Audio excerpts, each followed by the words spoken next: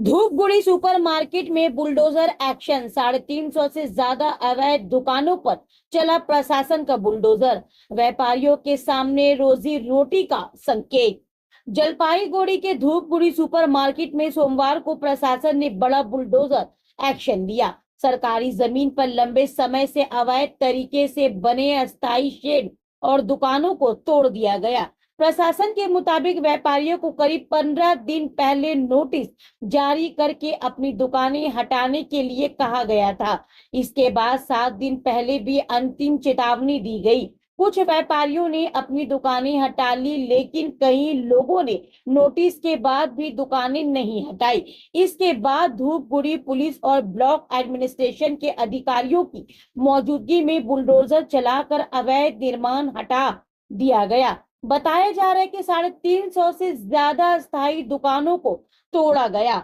स्थानीय व्यापारी नूर हुसैन ने कहा कि वो पिछले 25 साल से इसी सरकारी जमीन पर व्यापार कर रहे थे। उनका कहना है कि अब दुकान टूटने के बाद उनके सामने परिवार का गुजारा चलाना सबसे बड़ी चुनौती बन गया है। फिलहाल प्रशासन का कहना है कि सरकारी जमीन को अवैध कब्जे से मुक्त कराने के लिए ये अभियान चलाया गया, जबकि प्रभावित व्यापारी अपनी रोजी रोटी को लेकर गहरी चिंता में है।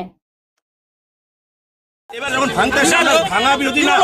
আমাদের কথা ভাঙতে হলে সব ভাঙতে হবে কেন পথ বিচার হবে ভাঙতে হলে সব ভাঙতে হবে আমরা রাস্তা ক্লিয়ার করে সব আমরা সবভাবে সহযোগিতা করতে হবে আমরা সরকারকে সবভাবে সহযোগিতা করব কিন্তু আমাদের একটাই কথা ভাঙতে হলে সব কিছু ভাঙতে হবে সব ভাঙতে হবে কেন পাঁচ পক্ষ হইতে হবে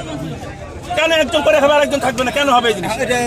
কি অভিযোগ রয়েছে অভিযোগে আমরা সবভাবে সরকারকে সহযোগিতা করব এই ভাঙার বিরুদ্ধে কিন্তু আমাদের কথা পরিষ্কার যখন হচ্ছে সম্পূর্ণ পরিষ্কার করতে হবে মানে মার্কেটে যে কটি অবৈধ দোকান আছে সব পরিষ্কার করতে হবে টোটাল পরিষ্কার করতে হবে কেন এখানে আপনারা যে অভিযোগ করছেন তাহলে কি এক সাইডে বেছে বেছে রামপুর সরকার যখন ছিল যারা এখানে নেতা তারা কিছু আমাদের এখানে ঘর হওয়ার কথা ছিল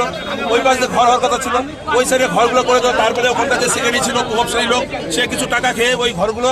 টান করে দেয় তখন ওখানে একটা ক্যাচার লাগলো ক্যাচার লাগার পরে মার্কেট ফান্ড ওটা আমাদের করে দেওয়ার জন্য বলছে মার্কেটের ভিতরে কোনো দোকান থাকবে না ওই সাইডে দোকান থাকবে এই সাইডে দোকান থাকবে আমাদের এখানে মাপটাপ নিয়ে গেল তখন ওই ভুড়ি ওখানে লাগলো একটা ক্যাচার এবার মার্কেটে যারা ফান্ডের দায়িত্ব ছিল তারা চিন্তা ভাবনা করলো আমরা গরিব লোককে করে দেবো কেন আমরা ক্যাচারের মধ্যে দেবো সেই ওখানকার আমাদের এই লাইনে 6টা ঘর বাসাটিতে আজকে প্রভাবশালী লোকরা 5,000 নিয়ে ওখানে ইউজ করতেছে আমাদের এই লাইনে মার্কেট থেকে আসা তারা এখন যতই মিথ্যা কথা বলো কিন্তু তারা তখন কিন্তু আমাদের এই লাইনে 6টা দোকানকে মাইপে করে দিয়ে গেছে আমাদের সরকারের সব রকমভাবে আমরা সহযোগিত যেহেতু জঞ্জাল আছে পরিষ্কার হবে সরকারের কাছে আমাদের আস্থা আছে নিশ্চয়ই কোনো বিপদ কিন্তু আমাদের কথা হচ্ছে ভাঙতে হলে সব ভাঙতে হবে